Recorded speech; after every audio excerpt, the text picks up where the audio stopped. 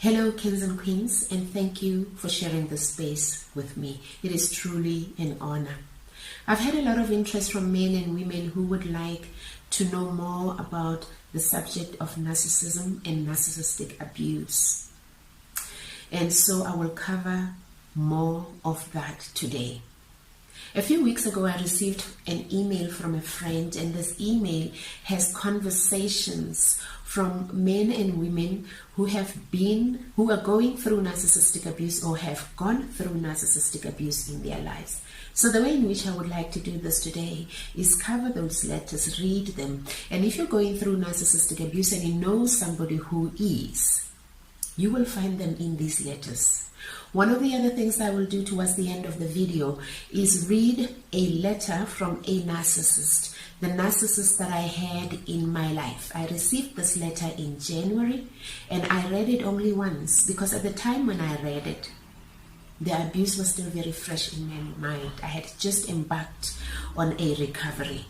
And I read this letter because oftentimes people ask the question and they say, if narcissists are people who have suffered trauma in their lives at some point, do they know what they are doing? Are they aware of the pain that they inflict on others? And once you have listened to me reading this letter, you will come to the conclusion, the same conclusion that I came to. Yes, they are aware of what they are doing. So also I want to give out a warning at this point and say, if you are deep in the middle of narcissistic abuse, please note that these letters could trigger you. So be ready, because you will find yourself in some, if not all, of the letters, because narcissists are a type. They usually behave in the same way, irrespective of the relationship or the person that they are with. So let me just jump right into the first letter that I'd like to read. The question was asked, why do narcissistic people punish the people who love them and treat them so good?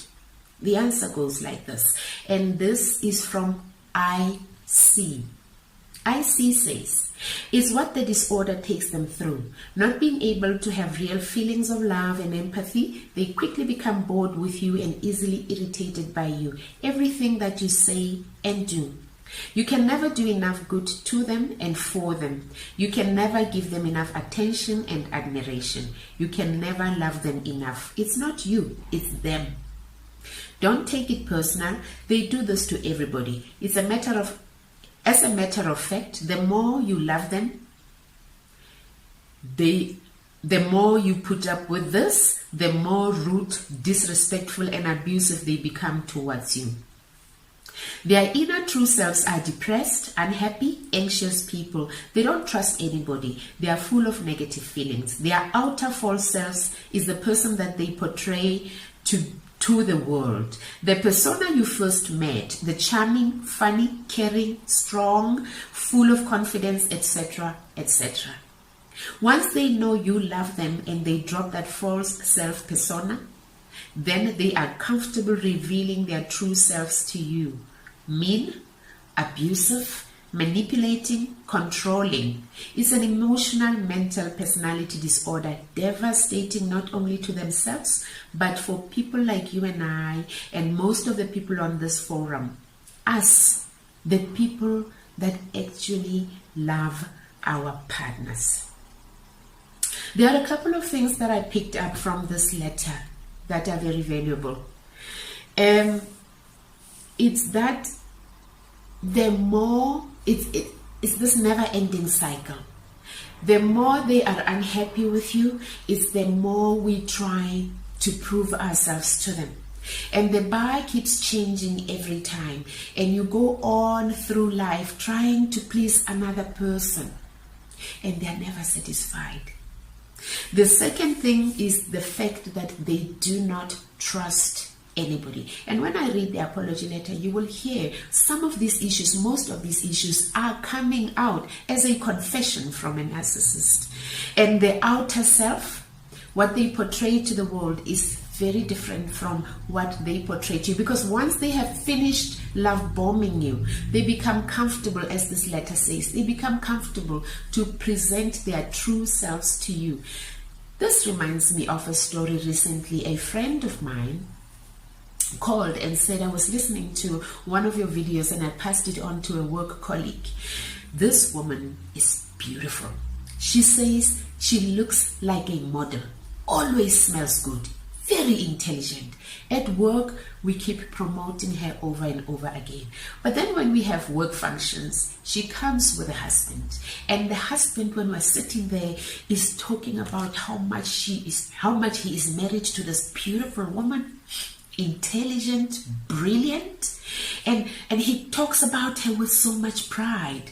But then the woman says when they get home, in the privacy of their home, behind closed doors, that man doesn't even touch her.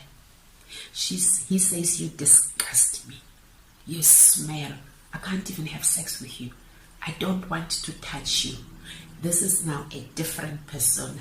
He does this because he wants to put her down. He does this because he wants her to feel very little about herself, because he's threatened by her. And so every time he goes outside and he realizes how much this woman is loved, it kills him inside, because he doesn't love himself enough. So you have to wonder, a beautiful woman like that, an intelligent woman like that, why does she put up with something like this? Let me tell you another story. A few years ago, when I was running, when I had a shop at Menlyn in Pretoria, I had a customer. She was recovering from cancer. Beautiful woman. Married to a man who constantly came to the shop to buy her the most beautiful, the most expensive clothes. They, on the outside, looked like an amazing power couple.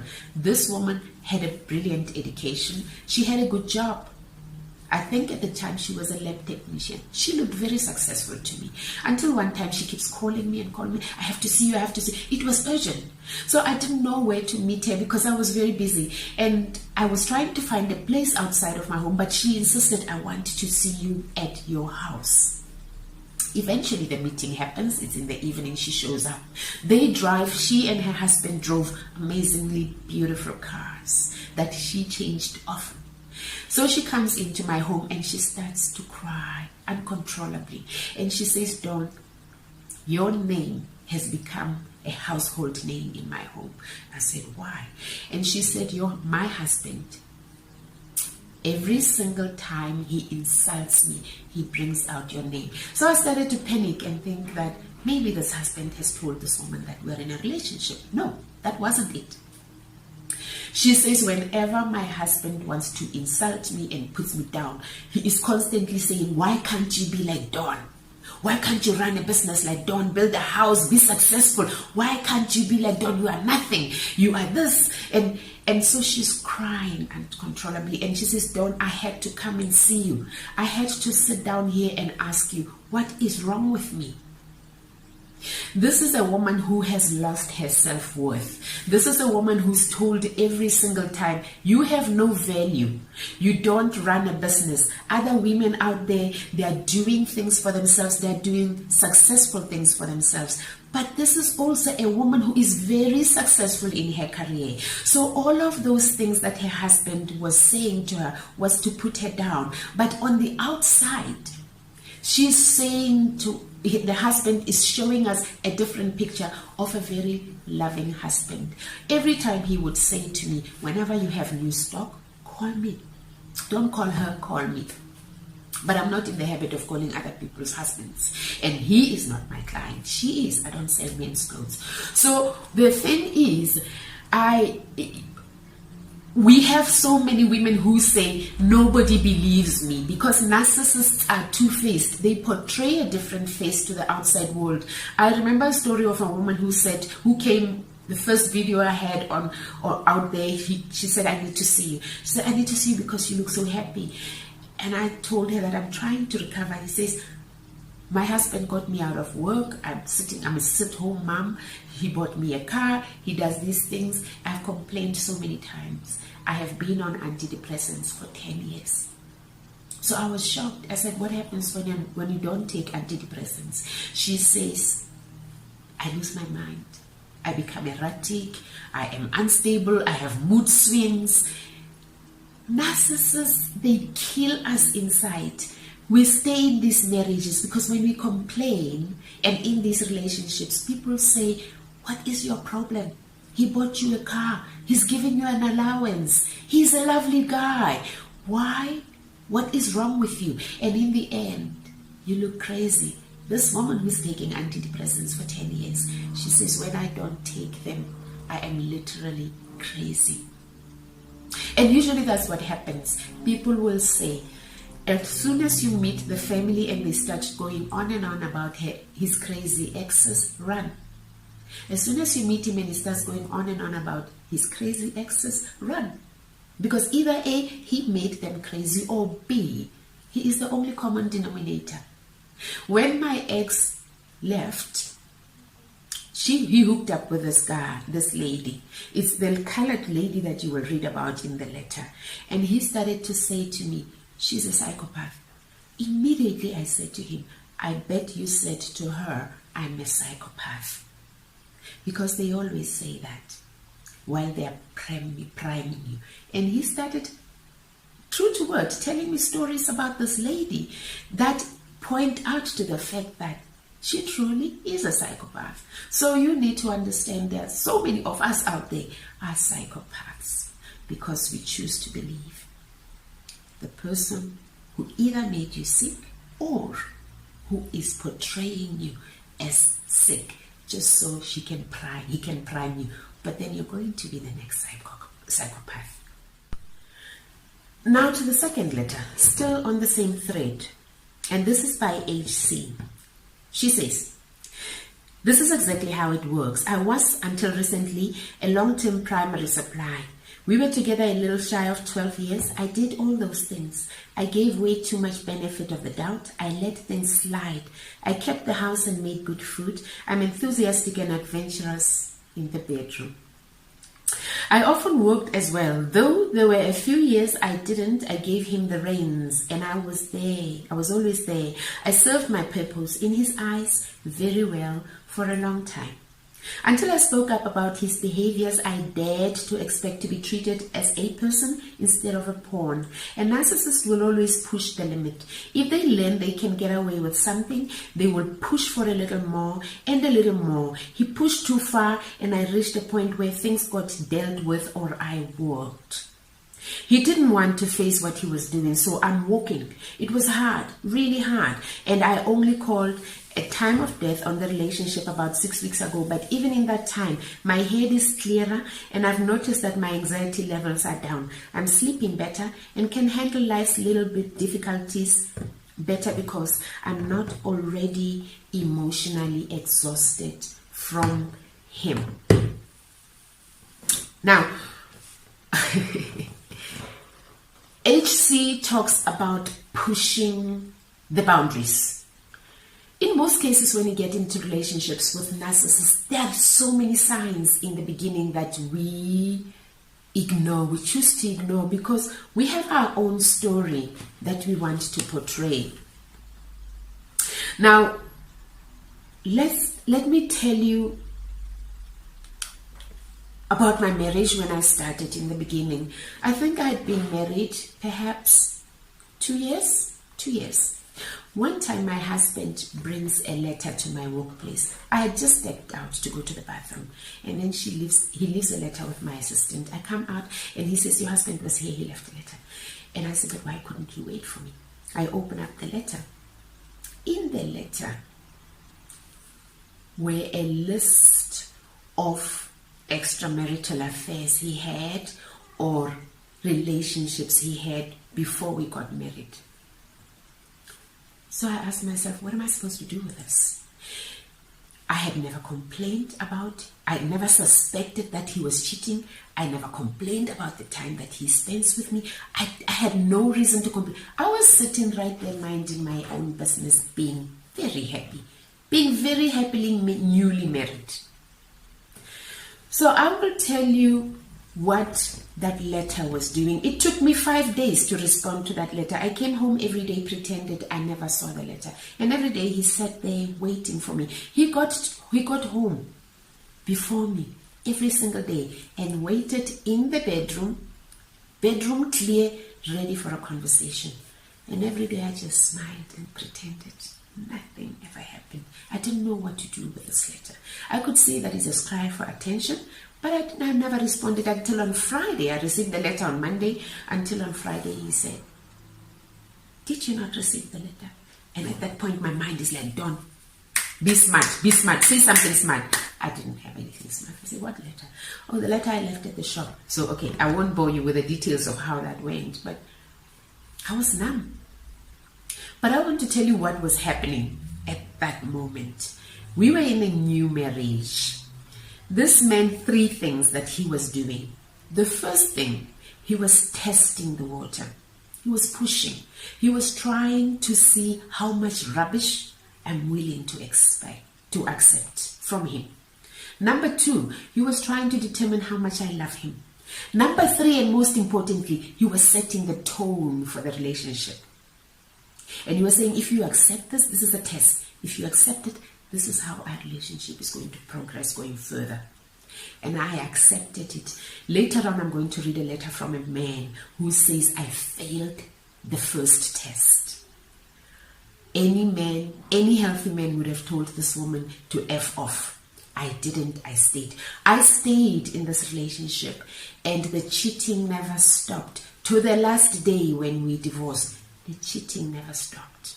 Because I had accepted that contract that says, this is how our relationship is going to be from now on. If you accept this, if you fail this test, then I know that you are not worthy. You don't feel you're worthy. Then I know where your standards are.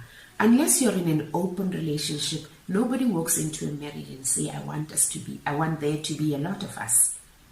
So what your standards are here when you get into a marriage. When you receive a letter like that that says, I have cheated, and you accept it, you are doing this to yourself. Every day you are becoming less. You are reducing your worth. You are becoming worth less, and you accept the next rubbish and you are worth less. You accept the next rubbish, you are worth less. And in the end, you are worthless. So we keep lowering our standards and lowering them, and we keep getting tested.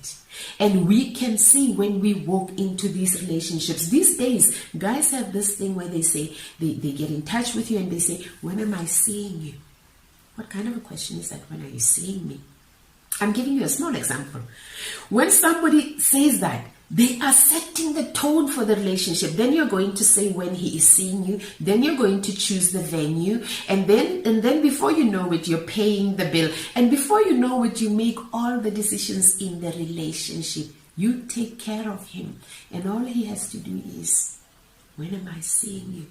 Right from the beginning, you know the kind of man that you're getting into a relationship with. If a man wants to see you, he will say, are you free next Friday? So you need to start learning how to speak a narcissistic language. The next letter that I'm going to read is from SC. This was me over a year ago. Today I'm back to who I was prior to meeting the next, but stronger and wiser. I no longer walk around with that tightness in my chest, afraid of everything I said, always looking for clues about his cheating, always defending myself and trying to teach another human basic kindness. Essentially, walking on eggshells. I didn't realize it then, but I'm no longer suffocating. Walking away was the best thing that I've ever done. When you speak to people who are going through narcissistic abuse, there is one thing that is very common that they say, and that's, I feel like I'm walking on eggshells.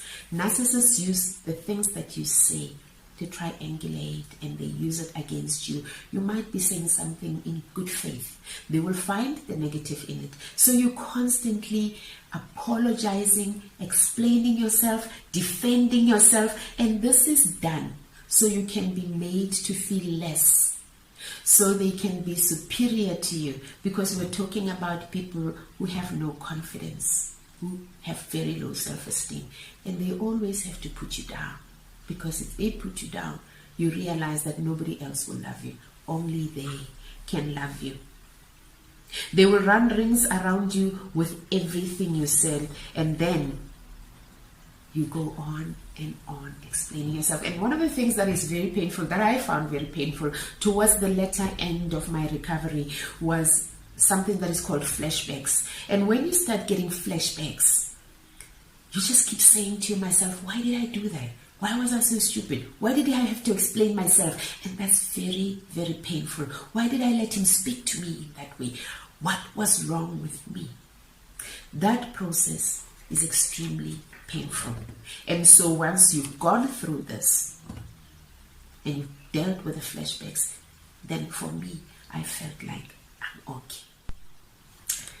DF says, just found this thread a couple of months after it was posted, and I'm so glad I did. I was with my narc ex in total 6 years, and we were only married for less than a year by the time the discard started to happen.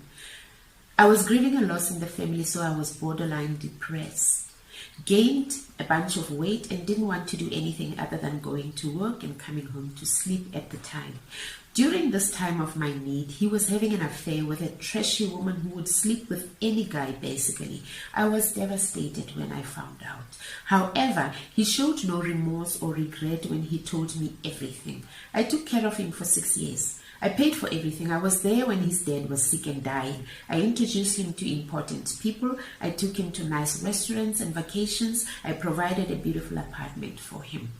Everything, and that was my payback. The saddest part in all of this has been my family not understanding what a narcissist is and blaming me for falling for someone like him and paying for everything as the woman in the relationship. To this day, they are still making offhand comments and jokes without knowing how much it still pains me. It's been only a year since the ordeal, and I'm still healing. I'm so glad that I at least found Cora to see I'm not alone, and there are people who understand. I could have written this letter myself. I find so much of me in this letter. And again, we come to that thing of family not understanding and this person not being there for you. And they know that they are not being there for you, kings and queens. So we can't keep making excuses for people who are causing us a lot of pain. And so when the family doesn't understand and they judge you, they don't realize the pain that you're going through, because recovery from narcissistic abuse is very, very painful. The next letter I'm going to read, just for control, is from SP. What exactly is narcissistic supply? The one that overlooks all his flaws, the one who cooks and cleans, the one who has the cash, the one who knows he cheats and loves him anyway, the one who takes him back and forgives him, the one who believes that one day he will change back to the guy he pretended to be when they met, the one who keeps her pain and his abuse a secret, the one who is always at home waiting for his return, the one that didn't get away. I would like to add, after thinking a little bit, all of the above relates to the power and control the narcissist has over the victim. They live for it. They get off on it. Maybe that would be the what in answer to the question.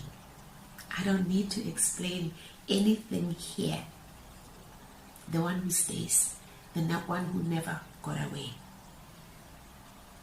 the one who overlooks the flaws, but most importantly, the one who keeps the abuse a secret. We keep the abuse, our abuses, a secret, and that's why they keep going on and on and on. I say that the reason why I tell my story is mostly so parents can listen. When you raise a child, make sure that your child understands their worth. They understand their value. They understand they are important. They understand they matter. They understand they deserve to be loved and encouraged. When you raise a child like that, that child will never be abused by any man. They will never fail the test of the letter or of whatever. They won't fail that test, because right from the beginning, when they know their value and their worth, they will look at their potential abuser and say, I will not settle for this rubbish.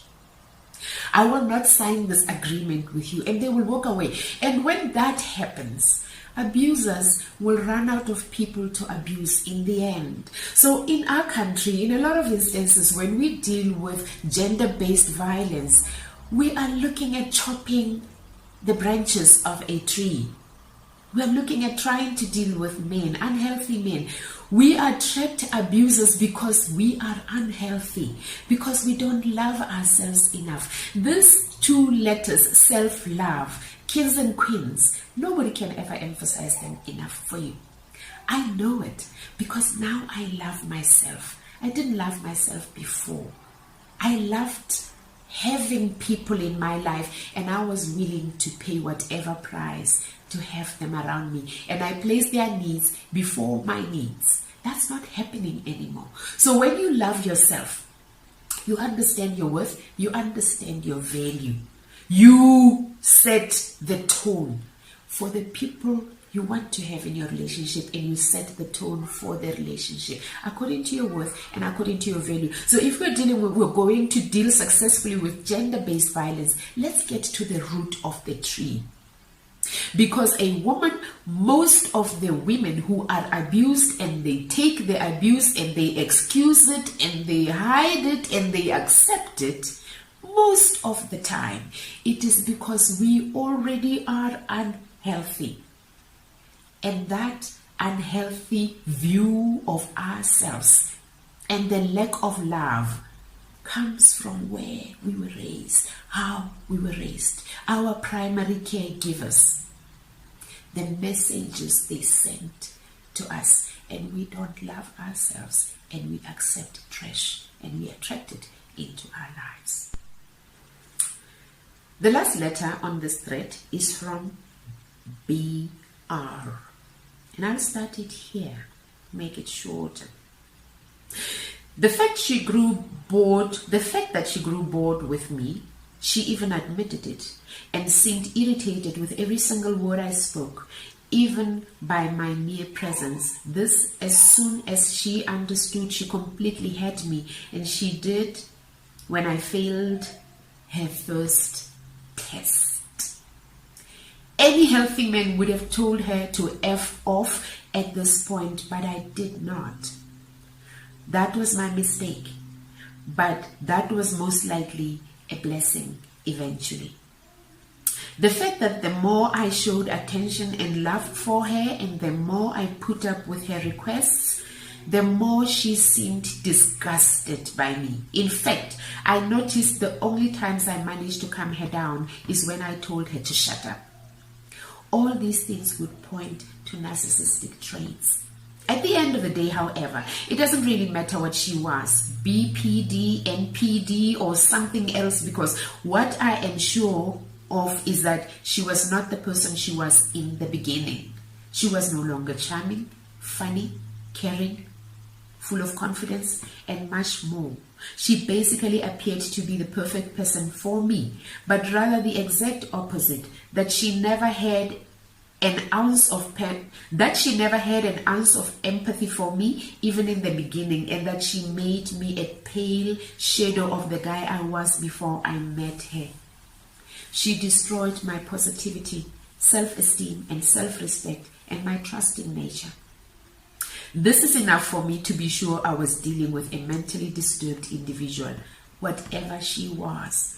I have been trauma bonded, and I would have given everything to have her back, despite the fact that I knew she was toxic for me. Still, I would sometimes, when triggered by something that reminds me of her, and that amazes me.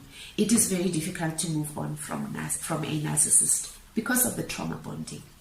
I had a woman who called me 2 weeks ago, and we spoke for a very long time on the phone, and she said, I can't leave him.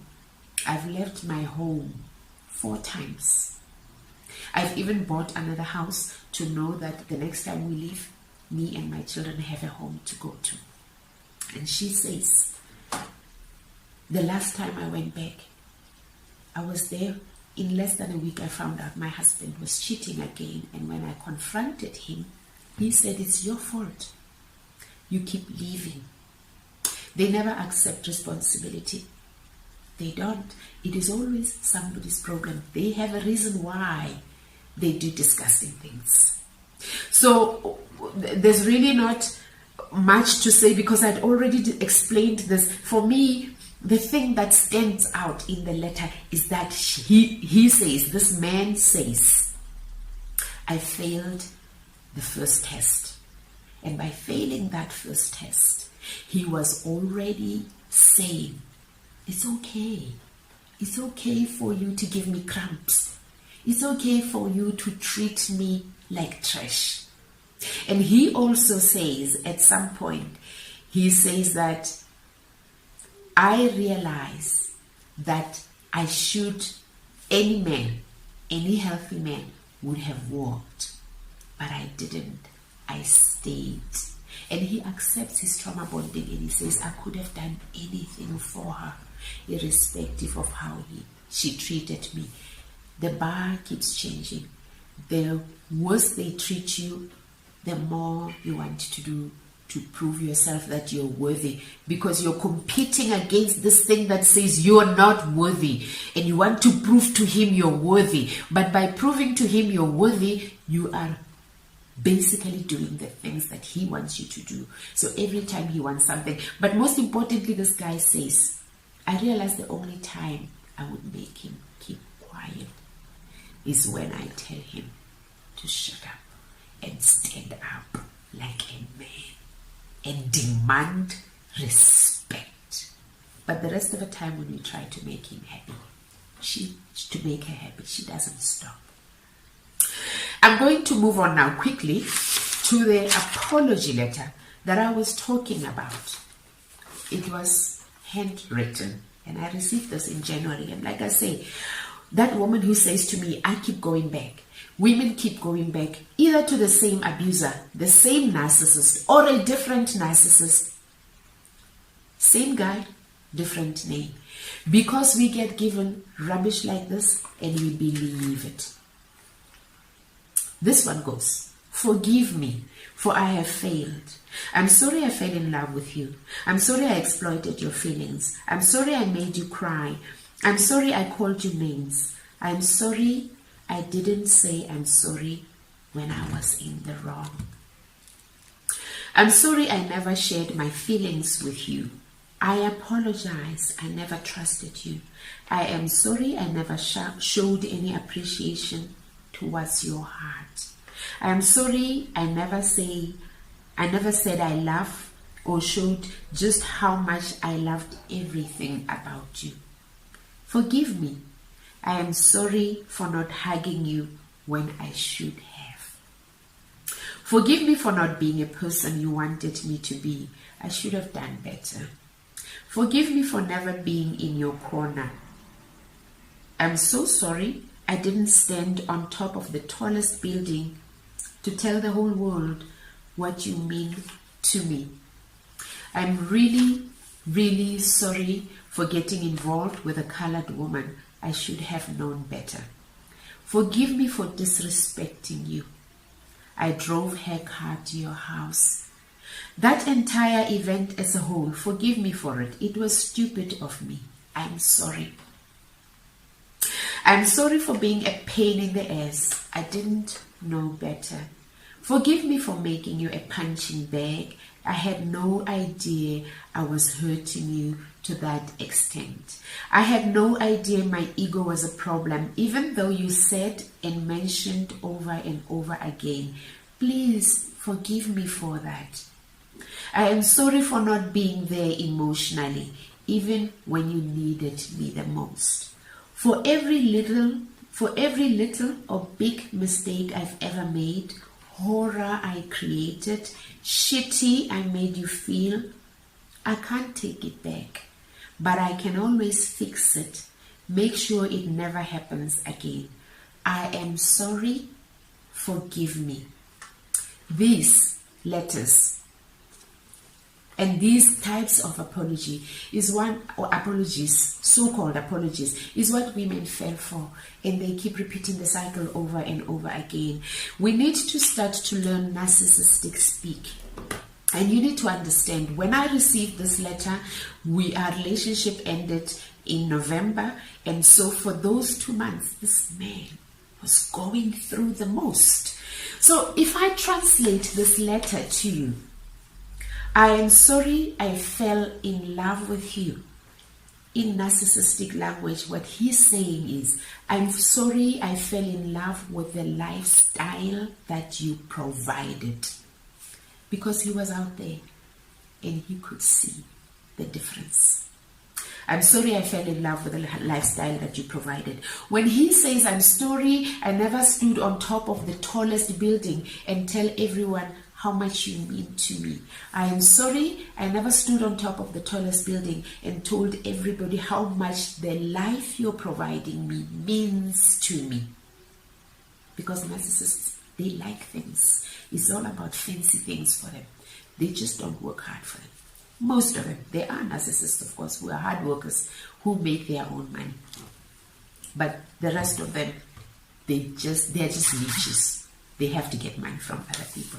Kings and queens, like I said, these letters could be triggering. This last one was written by a narcissist. And when you look at this letter and you look at the other letters that are written by victims of narcissistic abuse, they match. The things that victims of narcissistic abuse complain about are exactly the things that my ex-narcissist is confessing to having done. So if you ask the question again, do they know what they're doing? Yes, this man knew exactly what he was doing. What he didn't know is that, and I kept saying this to him, even a rubber band has a point where it snaps. You can keep stretching a rubber band and stretching it and stretching it. At some point when it's done stretching, it will snap. And now, so narcissists, they have a very short view of life. When they have love bombed you and they have caged you and they are now keeping you at a place where they have found you, they wanted you under their thumb, they never think that you will one day wisen up. They never think that one day you will say, enough is enough. So all he was saying is, I was not ready to be ejected. I was not ready for you to call the end of, or as they say, pronounce DOB, date of death on our relationship. I was not ready for you to pronounce this lifestyle death. So please allow me to come back again so that this time I can make myself ready, so that when I go out there this time round, I'm ready. And when you let them come back in, the one thing that I knew at the time, if I let this man come back in, he will know that I am capable of telling him to go. And when he does that, when he knows that, my life is going to get worse. Kings and queens, I hope you learned something from this. We need to rise up and fight gender-based violence. And I put it all to the parents who are still raising young kings and queens. Let us do our work and let us take it very seriously. I hope you've learned. Please don't forget to share, to subscribe, hit on the bell so that you get notification for next time. From me, Storm, I'd like to say, I hope life continues to treat you as good as it should. Stay well, stay safe. I'll see you soon.